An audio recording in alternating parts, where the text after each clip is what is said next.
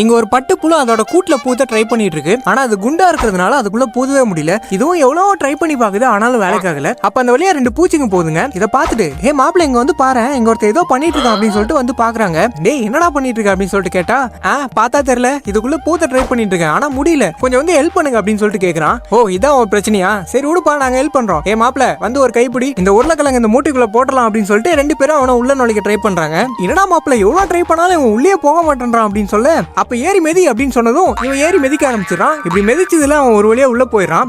எப்படியோ போயிட்டானா அப்படின்னு சொல்லிட்டு இவங்க பாத்துட்டு இருக்கும்போது அப்ப அந்த கூட்டுக்குள்ள இருந்து ஏதோ பிதிங்கிட்டு வெளியே வந்து எட்டி பாக்குது. டேய் என்னடா இது அப்படின்னு சொல்லிட்டு கேட்டா, அது என் நெஞ்சுப்பா அப்படின்றான். ஓ நெஞ்சா, நல்ல வேலை, நான் வேற ஏதோ நினைச்சேன் அப்படின்னு சொல்லிட்டு அதை பிடிச்சி அப்படியே உள்ள அழுத்தி விட்டுறான். அப்படி அழுத்தி விட்ட உடனே இதே மாதிரி பல இடத்துல பிதிங்கிட்டு வெளியே வந்துருது. அதுக்கப்புறம் இவங்க 2 பேரும் அதெல்லாத்தையும் உள்ள அழுத்திட்டு இருக்காங்க. மாப்பிள்ள உள்ள போகவே மாட்டுது அப்படின்னு சொல்ல, மண்டையை வச்சு அண்டை கொடு அப்படின்றான். சோ இவனை அண்டை கொடுக்க இவன் பிதிங்கிட்டு மேல பறந்துறான். எங்கடா இங்க இருந்து உனக்கு காணும் அப்படின்னு சொல்லிட்டு பாத்துட்டு இருக்கும்போது பறந்து போனவன் வந்து இவங்க மேல பொத்துன்னு விழுறான். டே மூச்சு முடுதுடா, சென பண்ணி எழுந்துடுறா அப்படின்னு சொல்றாங்க. எப்பா எங்கப்பா இருக்கீங்க அப்படின்னு கேக்குறான்.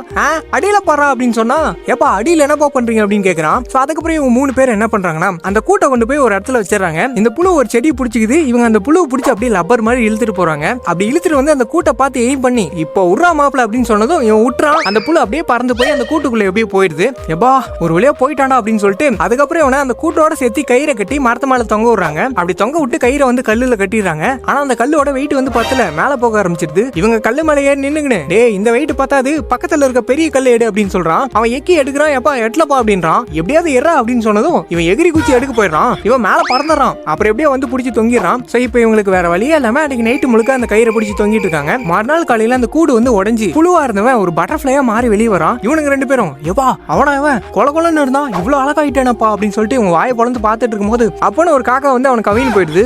என்னப்பா இப்படி ஆயிடுச்சு அப்படின்னு இவன் சொல்ல, சரி விட்றா அவன் விதி அவ்வளவுதான், வா போலாம் அப்படின்னு சொல்லிட்டு இவங்க வீட்டுக்கு போயிடறாங்க.